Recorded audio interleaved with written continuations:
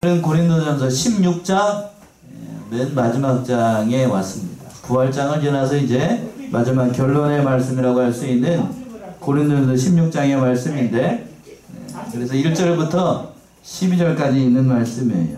그래서 말씀의 제목을 고린도 교회를 위한 바울의 권면 이렇게 잡았습니다. 어느 교회를 위한 권면이라고요?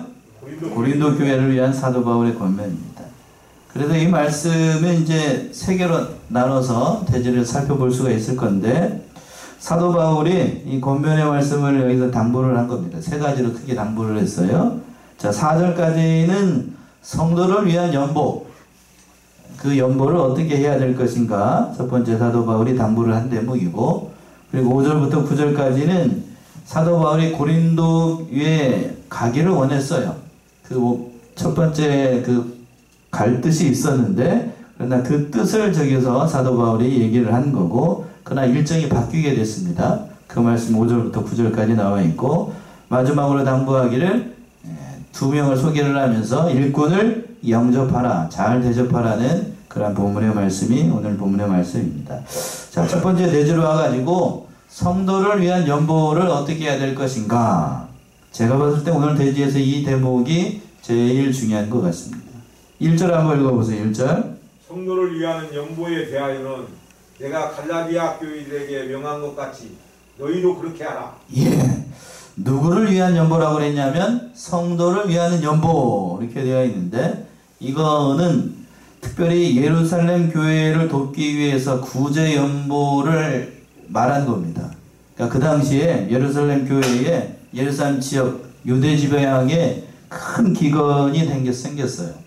그래서 경제적으로 어려움 당하니까 사도 바울에게 사도 바울의 도움을 요청을 한 겁니다. 큰 어려움이었어요. 사도행전 11장을 한번 가보세요. 11장 27절에서부터 30절. 전에도 한번 이런 일이 있었는데, 사도행전 11장 27절에서부터 30절.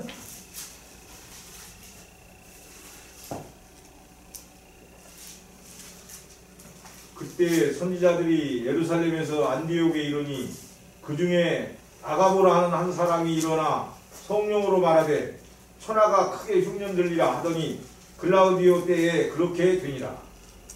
제자들이 각각 그 힘대로 유대에 사는 형제들에게 부조를 보내기로 작정하고 이를 실행하여 바나바와 사울의 손으로 장로들에게 보내니라. 예. 그래서 당시 약 4년 동안이나 이 유대 지역에 엄청난 기근이 발생을 했던 겁니다.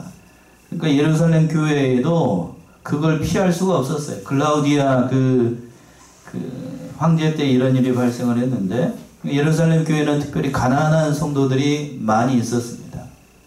예나 지금이나 교회에는 부자들이 많은 게 아니고 가난한 사람들이 많이 오죠.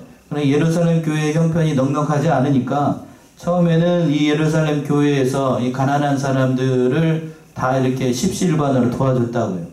그러나 큰 기근이 드러나니까 교회에서도 이걸 감당을 할 수가 없었던 거예요. 감당을 할 수 없으니까 사도 바울에게 도움을 요청을 했던 겁니다. 그래서 사도 바울이 도움을 요청을 받아가지고 갈라디 교회에서 사도 바울이 당부했던 것처럼 지금 고린도 교회에도 사도 바울이 당부를 하면서 서로를 위해서 연보를 하자 이렇게 얘기를 했던 겁니다. 그러니까 서로를 위해서 우리가 구제 연보를 하는 것, 어려운 형편에 빠져 있는 성도들을 돕는 건 참 귀한 일입니다. 그러니까 성도들이 서로를 위해서 이렇게 가난한 자들을 돕는 것 참 귀한 일이에요. 특별히 하나님께서 어떤 성도들에게, 우리 교회도 그렇습니다, 물질적으로 많은 복을 주신 분이 있습니다. 그렇죠? 많은 복을 주신 거는 이거는 나 혼자만 잘 먹고 잘 살라 그런 뜻으로 준 거죠? 예, 그런 게 아니고 그거를 나보다 못한 형제들을 돌보고 또 하나님의 일을 하는 데 있어서 부족함이 없도록 하기 위해서 하나님께서 그런 많은 물질의 복을 주셨던 거예요. 그러니까 성경은 특별히 그 얘기를 하고 있습니다. 가난한 형제들을 향해서 마음에 강팍하게 하지 말라. 또 어려운 형편에 있는 사람들을 구제하는 것, 하나님이 기뻐하시는 제사라다 이렇게까지 얘기하는 대목들도 있어요. 그러니까 하나님 형편에 있는 사람들을 돕는 건 참으로 귀한 일입니다. 그래서 사도 바울이 그 연보에 대해서 이렇게 4절까지 얘기를 하고 있는 거예요. 특별히 우리가 연보를 할 때 어떠한 자세로 해야 되는가? 2절에 나와 있죠? 2절 보시면 내 주일 첫날에 너희 각 사람이 일을 얻은 대로 저축하여 두어서 내가 갈 때 연보를 하지 않게 하라. 예. 자, 보세요. 한 구절 한 구절이 참 중요한데, 매 주일, 어떤 날이라고 되어 있어요? 첫날에라고 되어 있습니다. 매 주일 첫날이면, 무슨 날이죠? 매 주일 첫날. 월요일이 첫날인가요? 오늘? 아니죠. 주일이죠. 매 주일 첫날에 너희 각 사람이 일을 얻은 대로 저축하라는 얘기는 매주일 주일 첫날이면 주일이에요. 사람들이 보통 그렇게 생각을 해요. 주일의 첫날은 월요일이다. 아니에요. 주일의 첫날은 어떤 날이라고요? 주일이에요. 주일. 그러니까 쉬고 나머지 엿새를 일하는 거예요. 예, 일하는 겁니다. 근데 우리는 어떻게 생각하냐면 월요일에서부터 토요일까지 6일을 일하고 제7일은 쉰다 이렇게 생각하는데 반대예요. 반대. 주일의 첫날이 무슨 날이라고요? 월요일 아니고 주일날입니다. 주일날. 그러니까 예배 드리고 모든 것을 하나님 중심으로 첫날을 시작을 하고 나머지 6일은 그 힘을 가지고 우리가 세상에서 일을 하는 거예요. 앞뒤가 바뀌면 안 돼요. 앞뒤가 바뀌면. 그러니까 매주일 첫날이라고 하는 것은 그런 얘기를 하는 겁니다. 그러니까 주일에 여기서 이제 연보를 할 때 어떻게 얘기를 했냐면 한 주간 동안에 세상에서 일을 하다가 이익을 본 거, 일하는 얘기는 이익을 얘기를 하는 거예요. 그 이익을 본 대로 연보를 힘써서 하고 또 그건 어떻게 하라고 되어 있냐면 저축하라고 되어 있죠. 저축해가지고 부족함이 없도록 성도들을 위해서 구제연보를 마련하라. 사도 바울이 이렇게 당부를 하고 있는 겁니다. 그러니까 이걸 보게 되면 몇 가지 우리가 살펴볼 수가 있어요. 첫 번째 여기 말씀 보게 되면 이때부터 이 초대교회 이때부터 토요일 안식일을 지키는 게 아니고 무슨 날을 지키기 시작을 했냐면 주일날 모여서 예배를 드리기 시작했다는 얘기죠. 토요일을 지킨 게 아니고 안식일을 토요일로 지킨 게 아니라 주일을 그날 모여가지고 예배 드리고 이렇게 했던 겁니다. 구약시대에는 어떤 날을 안식일로 지켰냐면 토요일을 안식일로 지켰습니다. 그러나 이제 여기서 보게 되면 신약시대에는 이제 토요일을 안식일로 지키는 게 아니고 무슨 날을? 주일날을 안식일로 지킵니다. 그런데 지금도 안식교 교인들 같은 경우에는 토요 안식일을 지키죠. 그러나 그렇지 않아요. 그러니까 주일로 이게 넘겨지게 된 겁니다. 그러니까 성령께서 강림을 하시고 또 예수님께서 부활하시고 성령께서 강림하시고 또 성부 하나님께서 계시를 주신 날이고 그걸 기념을 해서 우리가 이제 토요일 안식을 지키지 않고 주일을 안식일로 지키는 거예요. 그 정신이 지금 여기에서도 그렇게 나타나 있는 겁니다. 그러나 이 주일을 지킬 때 어떻게 지켜야 되는가?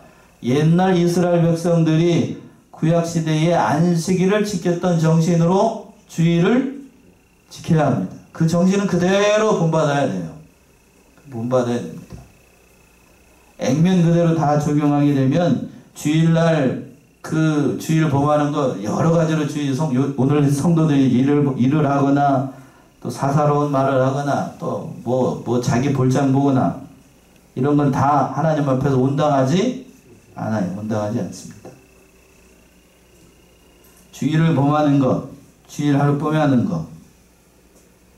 그 하나님 앞에 어떠한 죄냐면 죽을 죄예요. 죽을 죄. 예, 코로나로 말미암아 어려움 당하면서 이렇게 우리는 형편이 이게 양심에 좀 찔리는 대목들도 없지 않아 있을 수도 있겠지만 그러나 말씀 그대로 우리가 정리를 한다라고 하면 주일을 범하는 건 하나님 앞에서 마땅히 죽어야 될 죄입니다. 그러니까 민수기에 보게 되면 민수기 15장에 보게 되면 주일날 나무하러 갔다가 어떠한 사람도 있어요? 죽은 사람도 있습니다. 자, 한번 찾아볼까요? 민수기 15장. 민수기 15장 32절이죠? 15장 32절에서부터 35절까지 이스라엘 자손이 광야에 거할 때에 안식일에 어떤 사람이 나무하는 것을 발견한지라. 그 나무하는 자를 발견한 자들이 그를 모세와 아론과 온 회중 앞으로 끌어왔으나 어떻게 처치할지는 지시하심을 받지 못함으로 가두었더니 여호와께서 모세에게 이르시되 그 사람을 반드시 죽일지니 온 회중이 진 밖에서 돌로 그를 칠지니라. 예. 주일날 뭐하러 갔다가? 나무하러 갔다가 어디에 맞아 죽어요? 돌에 맞아 죽습니다. 이걸 지금 액면 그대로 여러분들에게, 저와 여러분들에게 적용한다라고 하면 당장 주일부터 그냥 어떻게 될 사람들 많아요? 어떻게 될 사람들 많다. 당장 어떻게 될 사람들이 많아요. 그 정신으로 어떻게 해야 된다? 우리가 주일을 지켜야 된다는 얘기예요. 그러니까 이 거룩하게 지켜야 된다. 어떻게 지켜야 되는지를 우리가 그 정신으로 지켜야 된다. 그 정신으로. 주일날 일하는 거, 사사롭게 일하는 거, 또 뭐 하는 거, 여러 가지로 얘기를 합니다만 그것이 과연 하나님 앞에 영광이 되는가? 저는 그 얘기만 하고 싶어요. 그것이 과연 하나님을 위하는 일인지 아니면 누구를 위하는 일인지 자기를 위하는 일인지 잣대를 거기다가 대면 돼요. 그러면 해결하기가 쉬워요. 생각하기가 쉽다고. 주일날 나무하러 간 건 이 사람 민수기 15장에서 보게 되면 주일날 나무하러 간 건 자기를 위한 거예요? 하나님을 위하는 거예요? 자기를 위한 거죠. 거기서 거기서 이미 결정이 나는 거예요. 거기서 결정이 나는 거예요. 그러나 공적인 자리에서 일을 해야만 하는 사람들이 있어요. 필수 요원이라고 얘기합니다. 현대를 살아가는 사람들. 그런 사람들이 있지요? 주일날 일하지 않으면 살아갈 수 없는 사람. 바로 누구 같은 사람이요? 저 주일날 말씀 전하는 거 그 일입니다. 주일날 일하지 않는다고 저 같은 사람도 일 안 하면 성도들이 은혜 받고 살아갈 수가 없어요. 그리고 또 주일날 반드시 일해야 되는 사람들이 있어요. 경찰 공무원이나 소방 공무원이나 또 우리나라 같으면 저기 군인들 같은 경우에 일을 해야 되죠? 그 사람들이 일 안 하면 우리가 이렇게 이 자리에 앉아가지고 주일날 예배 드릴 수가 없어요. 그 병원에서 일하는 사람들, 그 사람들도 역시 마찬가지고. 그러니까 그런 사람들을 제외해 놓고 그건 국가의 명령을 받아서 그건 하는 일이니까 그건 온당한 일이라고 할 수 있지만 그렇지 않은 경우 사사로운 목적으로 하는 일들은 온당하지 않아요. 그러한 정신으로 주의를 지켜야 되는 첫 번째 의미가 그런 의미가 담겨 있는 거고, 또 어떻게 되어 있냐면 여기서 보게 되면 저희의 각 사람이 일을 얻은 대로라고 되어 있습니다. 그러니까 한 주간 살아갈 동안에 주일날 일을 하고 주일까지 일을 하고 주일날 올 때에는 빈손으로 오면 안 된다는 얘기예요. 빈손으로 오면 안 돼요. 빈손으로 오지 말고 자기가 일을 얻은 데에서 거기에서 이익을 본 대로 그 모든 일들을 통하여서 하나님 앞에 연보해야 됩니다. 연보하는 것도 참 귀한 일이에요. 믿음을 쓰는 일이고 연보하는 것도 참 귀한 일이에요. 신명기죠? 신명기 16장 한번 가봅시다. 신명기 16장 16절에서부터 17절.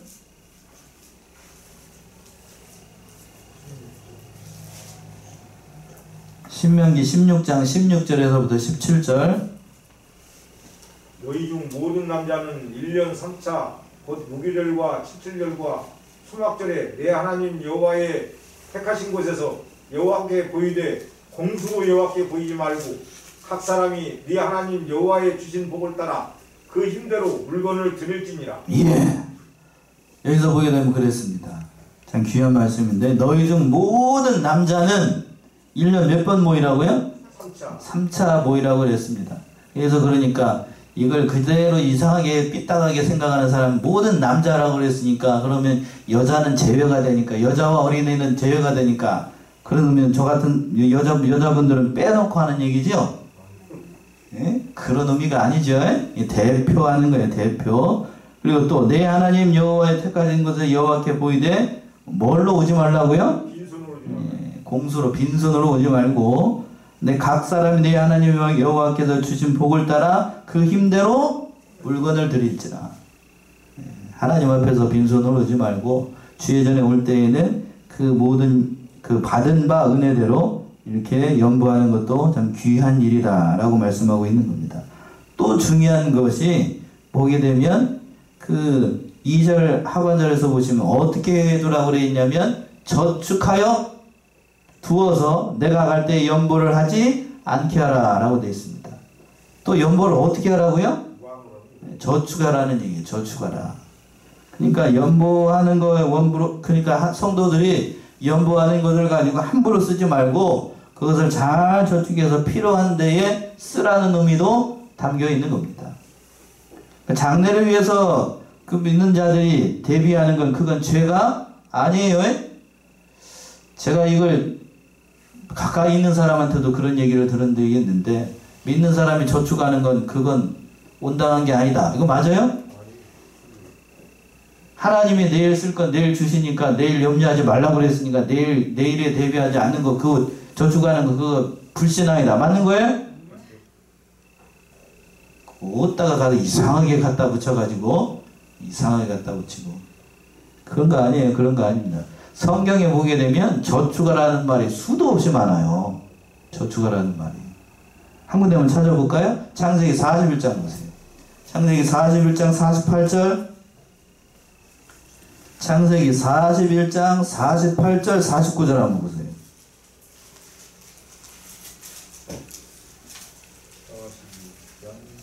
창세기 41장 48절 49절.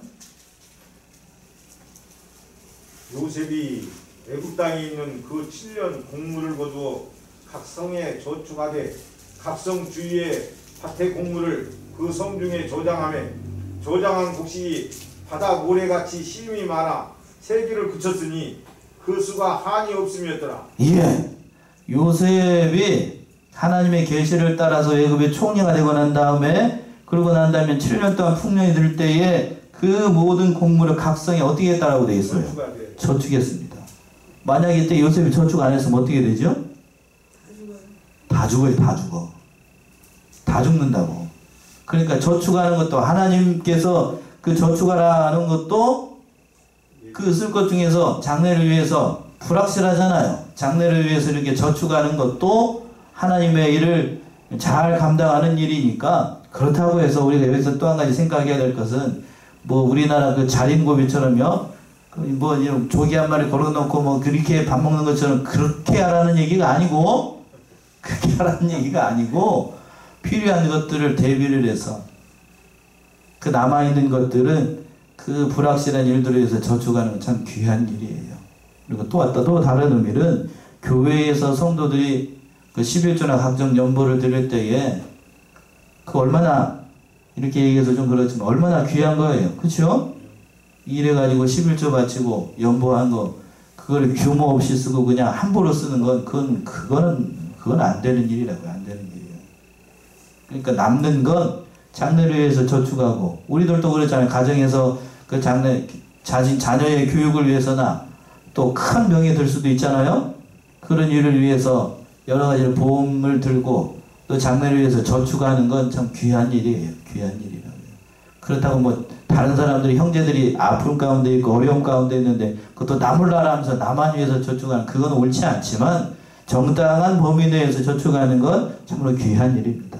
그러니까 교회가 빚내지 않고, 우리가 하나님의 은혜 가운데 우리 교회는 다 이렇게 청산을 했지만 빚내지 않고 여러 가지 일을 대비하는 건 참 귀한 일이에요. 귀한 일. 그러니까 자기 힘으로 감당할 수 있는 범위 내에서 일을 하는 게 중요합니다.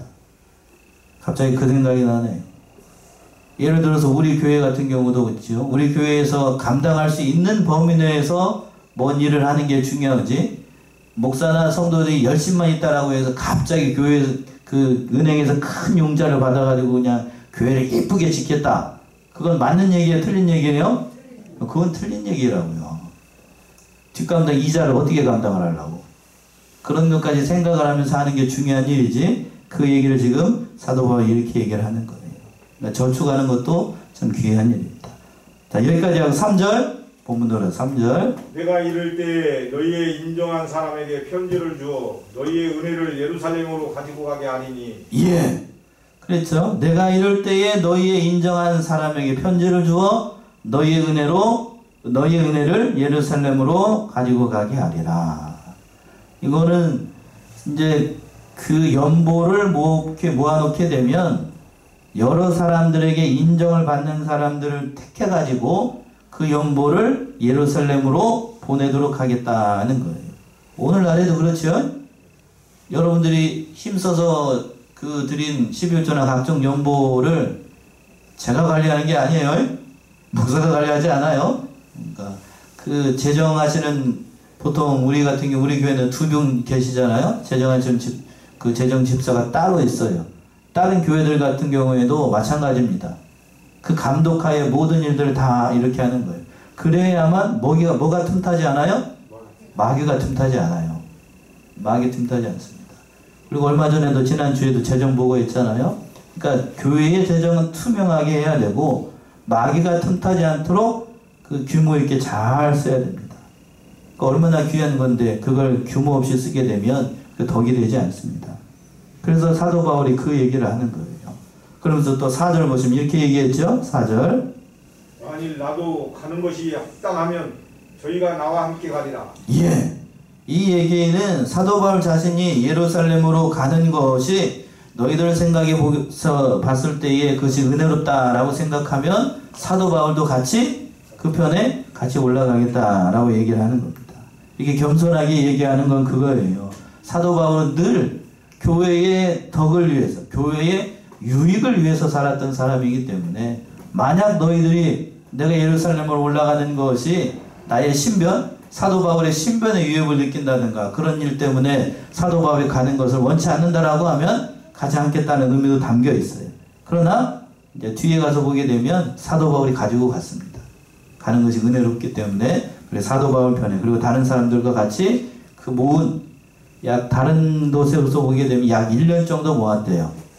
거기에서 1년 정도 모은 적지 않은 금액일 거예요. 1년 동안 모은 구제연보를 들고 예루살렘으로 갔으니까 적지 않은 금액을 그렇게 했던 겁니다. 유익을 위해서. 그러니까 애를 많이 썼던 사도 바울이에요. 자, 두 번째 제대로 와가지고 5절부터 9절에 있는 말씀처럼 사도 바울이 고린도에 가기를 원했습니다. 5절 6절이요. 내가 마게도냐를 지날 터이니 마게도냐를 지난 후에 너희에게 나아가서 꼭 너희와 함께 머물며 과동할 듯도 하니 이는 너희가 나를 나의 갈 곳으로 보내어 주게 하려 함이라. 예. 여기서 보게 되면 사도 바울이 본래는 그래서 마게도나를 지나가지고 고린도로 가려고 하는 본래의 목적이 그렇게 세웠습니다. 그런데 어떠한 일이 발생을 해가지고 곧장 가지 못하고 돌아서 가게 됐어요. 왜 그런가 하면 고린도후서 1장 15절에서 16절까지 보게 되면 그 경도 처음에 여기서 세웠던 계획이 틀어지게 됩니다. 그 틀어진 이유가 그 다음 절부터 나오게 되는데 그 틀어졌다라고 해서 거기서 보게 되면 사도 바울이 엄한 말을 했다. 믿을 사람이 못 된다. 왜 온다고 해놓고는 안 오느냐. 이렇게 사도 바울을 비방하는 사람들 많았어요. 목사가 뭐 한다고? 거짓말 한다고. 온다고 그래놓고는 안 온다. 이렇게 비방하는 사람들이 많았다고요. 근데 사정을 듣고 보게 되면 이해할 만해요. 그러니까 사도 바울은 처음에 가러 가려고 했는데 사정이 생겨서 그렇게 가지 못했어요. 그 사정이 뭔가 7절부터 나와요. 7절 보시면 이제는 지나가는 길에 너희 보기를 원치 아니하노니 이는 주께서 만일 허락하시면 얼마 동안 너희와 함께 유하기를 바람이라. 예, 사도 바울은 이렇게 원했어요. 근데 지금은 가지 않고 다른 곳에 가기를 원했습니다. 다른 곳이 어디냐면 8절이죠. 8절. 내가 오순절까지 에베소에 유하려 함은. 예. 어디에 가려고 그랬다고 지금? 에베소. 예, 본래는 고린도에 가려고 그랬는데 지금 부득이하게 어디로 가야 된다고요? 에베소에 들려야 됩니다. 그러니까 여기서 보게 되면 오순절까지 에베소에 유하여야 된다라고 얘기를 하고 있는데 이 편지를 6월절쯤에 썼대요. 6월절? 얼마 전에 우리가 예수님 돌아가신 그 6월절을 지났잖아요. 그 고난주간 시작할 때 그때가 6월절이에요. 그렇게 생각하시면 됩니다. 그러면 오순절이 언제죠? 예수님이 부활하시고 난 다음에 50일 지난 다음에 그날이 오순절이에요. 누가 강림하신 날이요? 성령께서 강림하신 날. 오순 말 그대로 50일 50일 동안 위에 있다는, 오순절까지 에베소에 있다는 얘기는, 그러니까 약 50일, 약 2달 동안 어디에 있어야 된다고요? 에베소에 있어야 됩니다. 왜 에베소에 있어야만 했는가? 곧장 그 고린도로 가지 못하고 그 이유가 9절이에요. 9절. 내게 광대하고 공효를 이루는 문이 열리고 대적하는 자가 많음이니라. 예. 이것 때문에 그래요. 그러니까 에베소에 큰 일이 있었어요. 소동이 있었습니다. 소동이. 어떤 소동이 있었냐면, 여기서는 사도 바울이 이렇게 은혜롭게 얘기를 합니다만, 에베소에 머물러야 되는 2가지 이유가, 첫 번째는 광대하고 뭐를 이루는 문이 열렸어요? 공효를 이루는 문이 열렸다. 이거는 그동안 사도 바울이 에베소에서 여러 가지로 하나님의 말씀을 전하고 일을 했는데, 그것이 결실을 이루어가지고 많은 구원의 문이 열렸다는 의미도 담겨 있고, 그것이 지금 하나님의 일을 위해서 중요한 순간이기 때문에 이 사도 바울이 에베소로 가야 된다. 그 얘기를 한 거예요. 또 어떤 일이 발생을 했냐면, 그 반대편에 하나님의 복음이 많이 전파가 되다 보니까 또 어떤 자들도 많이 일어나게 됐냐면, 대적자들도 많이 일어났어요. 자, 빛이 밝으면 어두움도 많이 일어나요. 한낮에, 지금 점점 여름이 돼가고 있는데, 정오에 태양이 뜨죠? 뜨겁잖아요. 그러면 뭐 또 짙어요? 그늘도 짙고 또 그림자도 짙게 낍니다. 그것처럼 복음이 전파가 되니까 그 반대편에 뭐 또 무슨 역사도 많았냐면 마귀 역사도 많았어요. 어떤 사람이 등장을 했냐면, 사도행전 20장으로 한번 가봅시다. 대표적인 일이 일어나는데, 사도행전 20장 1절 먼저 한번 읽어보시겠어요? 사도행전 20장 1절. 소요가 그침에 바울이 제자들을 불러 권한 후에 작별하고 떠나 마게도냐로 가니라. 예, 여기서 소요라고 하는 거는 뭐냐 하면, 어떤 소요를 얘기를 하냐면, 19장으로 한번 가보세요. 19장 몇 절이냐면, 데메드리오라고 하는 사람이 소요를 일으켰어요. 자, 23절부터 한번 읽어보세요. 23절부터.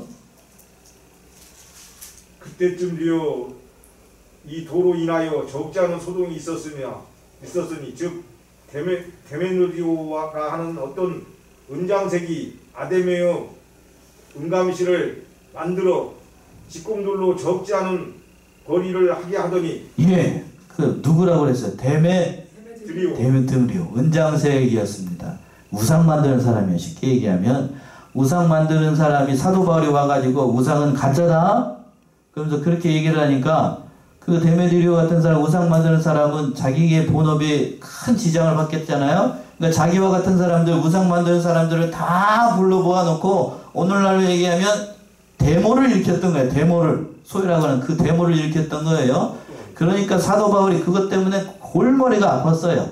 그래서 그 소요가 그쳤다는 얘기는 20장에서 그랬죠? 소요가 그침에, 그 소요가 그치고 난 다음에 사도 바울이 마게도냐로 갔습니다. 그 일이 발생을 했기 때문에 지금 부랴부랴 지금 어디로 간다고요? 사도 바울이 지금 에베소로 가야 된다. 이 엄청난 일이 발생을 했으니까 가만뒀다가는 이 대적들의 손에 에베소 교회가 어떻게 될지 모르겠으니까 개척교회 목사님이었던 사도 바울이 불이 나게 그 길로 먼저 가야 됐다는 뜻이에요. 이해되시죠? 거기를 먼저 가야 되겠다. 너희들도 고린도 교회도 사도 바울이 개척했는데 너희들도 보고 싶지만 너희보다도 더 중요한 것이 바로 이 에베소에 이 큰 난리가 났으니까 거기를 먼저 가야 되겠다. 이렇게 얘기를 했던 거예요. 그러니까 핍박이 기다리고 있는 거예요. 사도 바울은 거기에 가게 되면 자신의 그 안전을 보장할 수 없는 길입니다. 그럼에도 불구하고 사도 바울은 먼저 그 에베소에 가기를 원했던 거예요. 그러니까 사도 바울은 늘 주와 복음을 먼저 생각했어요. 자신의 안위를 생각한 게 아니고, 그래서 먼저 에베소로 가려고 했던 겁니다. 그리고 난 다음에 에베소로 가면서 사도 바울이 마지막으로 부탁하고 있는 말씀이 오늘 마지막에 그 10절에서부터 12절에 있는 것처럼 2명의 일꾼들을 추천을 하면서 그 일꾼들을 잘 영접해주라. 사도 바울이 그걸 부탁을 하고 있습니다. 10절, 11절 먼저 한번 보세요. 디모데가 이르거든 너희는 조심하여 저로 두려움이 없이 너희 가운데 있게 하라. 이는 저도 나와 같이 주의 일을 힘쓰는 자임이니라. 그러므로 누구든지 저를 멸시하지 말고 평안히 보내어 내게로 오게 하라. 나는 저가 형제들과 함께 오기를 기다리노라. 예. 사도 바울이 고린도 교회에 먼저 가려고 했는데 지금 사도 바울은 어디를 먼저 가야 된다고 지금? 에베소로 가야 되니까 그러면 고린도에 갈 사람이 없으니까 누구를 대타로 보낸 거냐면 지금 디모데를 보낸 거예요. 디모데. 이해되시죠? 예, 디모데를 보내면서 뭐라고 얘기를 했냐면 디모데가 그때 나이가 좀 어렸어요. 그러니까 연수함을 보고 사람들이 그 디모데를 우습게 볼 것 같으니까 뭐라고 그랬어요? 11절에서 그러므로 누구든지 저를 뭐하지 말고 멸시하지 말고 평안히 그 일을 잘 힘쓰라. 하나님의 일을 위해서 그 모든 일들을 잘 하라 라고 했습니다. 그러니까 디모데도 하나님께서 세우신 하나님의 종이니까 그를 잘 영접해주고 그를 잘 도와서 하나님의 일을 잘 감당하도록 힘을 보태라. 사도 바울이 이렇게 부탁을 했던 겁니다. 그러니까 이 사도 바울을 보게 되면 늘 하나님을 위해서 그렇게 살았어요. 자, 주를 위해서 충성하는 교역자들을 잘 도와주는 게 저와 여러분들의 사명인 것 같아요. 제가 여기 성안교회 와가지고 여러 가지로 감사한 것 중에 하나가 그겁니다. 자, 데살로니가전서 5장을 한번 가보십시다. 사도 바울이 여기서는 이렇게 얘기했습니다. 데살로니가전서 5장 12절 13절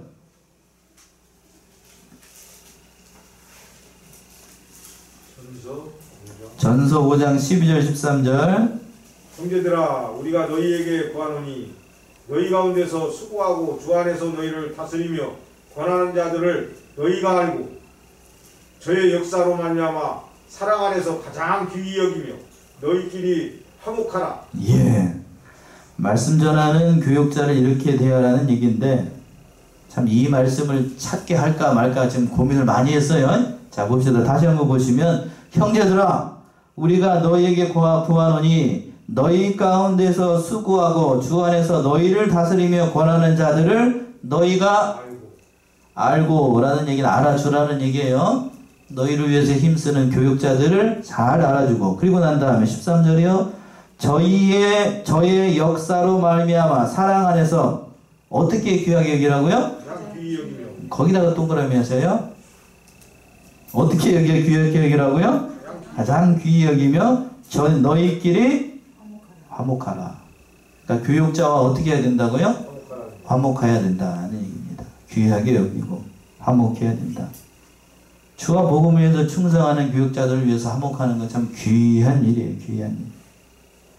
그러니까 지금 사도 바울이 고린도 교회에 디모데를 보내면서 그 얘기를 지금 하고 있는 거예요. 그 얘기를. 나에게 했던 것처럼 디모데에게도 그렇게 잘 해주라는 얘기입니다.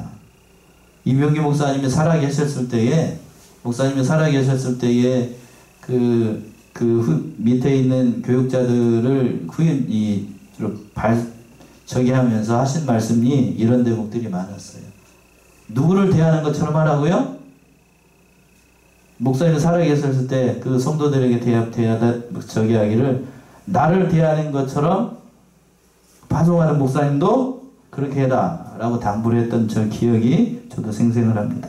자, 마지막으로 12절 보시면 12절 형제 아볼로에 대하여는 저더러 형제들과 함께 너희에게 가라고 내가 많이 권하되 지금은 갈 뜻이 일절 없으나 기회가 있으면 가리라. 네, 아볼로. 자, 아볼로는 성경에 늘어나고 학문이 많았던 그리고 달변가였습니다. 설교를 아주 잘했대요. 설교를 아주 잘하고 여러 사람들에게 은혜를 많이 꼈던. 그래서 고린도 교회에 무슨 파가 생길 정도로 아볼로파가 생길 정도로 아주 달변가였고 설교에 능통했던 사람이 이 아볼로였어요. 그래서 이제 이 사도 바울이 직접 고린도 교회로 못 가니까 처음에는 디모데를 보내기 전에 누구를 보내려고 그랬냐면 바로 누구를 보내려고 그랬다고요? 아볼로를 보내려고 그랬는데 아볼로가 가려고 한다고요? 안 간다고요? 거절했어요. 왜 그랬을까요? 거기에 무슨 파가 있기 때문에? 아볼로 파가 있기 때문에 더더욱 안 갔어요. 뭔 얘기일까요? 가게 되면 자기 때문에 교회가 더 어지러워질 수 있으니까 아볼로가 그걸 바라보고 안 갔던 겁니다. 그러니까 늘 이 아볼로도 마찬가지예요. 그러니까 주와 복음을 위해서 충성했던 사람이기 때문에 자신의 이권을 보고 가게 되면 자기의 신복들이 있잖아요. 아볼로 파가 있으니까 그 사람들 믿고 교회 일을 하게 되면 일이 잘 될 수 있어요. 그러나 그렇지 않은 반대편에 있는 사람들은 모아받기가 쉽죠? 상처받기가 쉬워요. 그러니까 아볼로가 그걸 가지 않았던 거예요.